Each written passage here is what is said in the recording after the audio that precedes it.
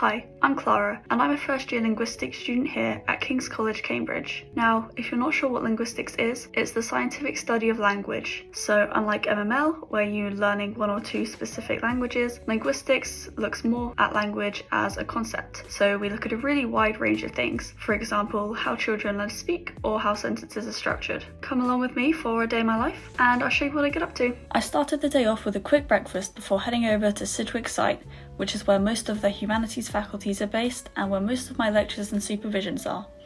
This morning I had two supervisions.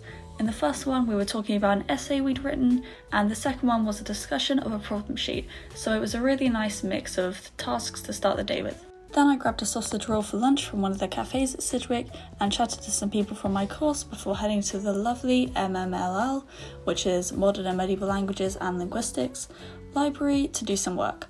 Once I was done, I did the short walk back to King's, and oh my gosh, how gorgeous does the chapel look in the sunlight. I went back up to my room and grabbed some snacks before settling down to do more work. I didn't have any society events on today, but I still think it's important to have some downtime, so after a while I left King's and went to look around some shops before grabbing some dinner and going back to my room to relax.